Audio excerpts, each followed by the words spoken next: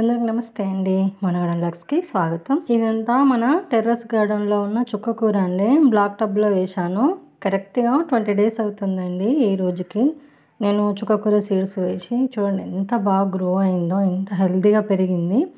చాలా ఫాస్ట్గా పెరుగుతుందండి. ముఖ్యంగా ఈ రెయినీ సీజన్లో మనం కనుక ఇలాంటి పాలకూర కానీ చుక్క కూర కానీ వేస్తే ఖచ్చితంగా మొలకెత్తుతుంది అన్నమాట. అలాగే ఫాస్ట్ కూడా గ్రో అవుతుందండి. వేసిన ప్రతి సీడ్ మొలకెత్తుతుంది అన్నమాట ఈ సీజన్లో కనుక మనం వేస్తే. చుక్కకూరతో పాటు కలుపు మొక్కలు కూడా పెరిగినాయండి. అవన్నీ మనం వెంటనే తీసేసేయాలన్నమాట. అట్లనే ఉంచకూడదు.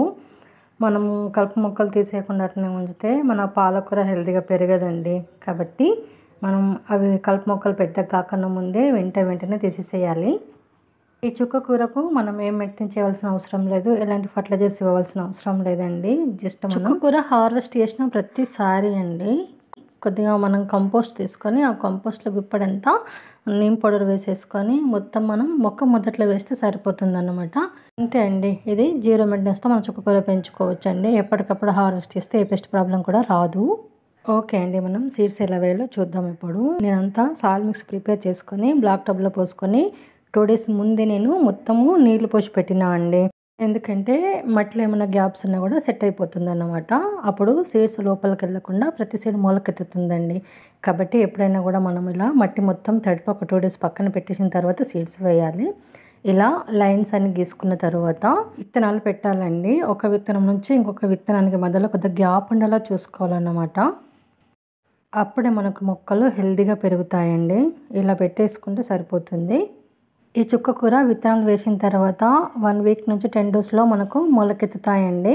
40-45 డేస్లో మనం హార్వెస్ట్ తీయొచ్చండి. అంత ఫాస్ట్ గ్రో అవుతుంది. ఈ చుక్క కూర వేసేటప్పుడు ఒక ముఖ్య విషయం గుర్తుంచుకోవాలండి. చుక్క కూర విత్తనాలు మొలకెత్తేంత వరకు సాయిల్ మొత్తం తడిగా ఉండేలా చూసుకోవాలి. సాయిల్ డ్రై అయిపోతే మాత్రం మనకు మొలకెత్తవు.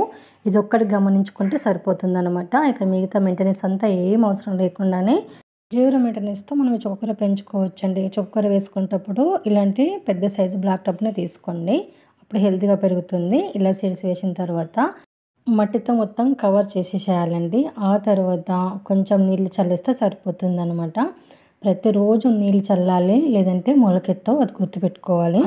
అంతే అండి. చాలా సింపుల్గా చుక్కకూరని మనము మన గార్డెన్లోనే పెంచుకోవచ్చు. ఫ్రెష్గా అప్పటికప్పుడు హార్వెస్ట్ చేసుకొని తినొచ్చు అన్నమాట.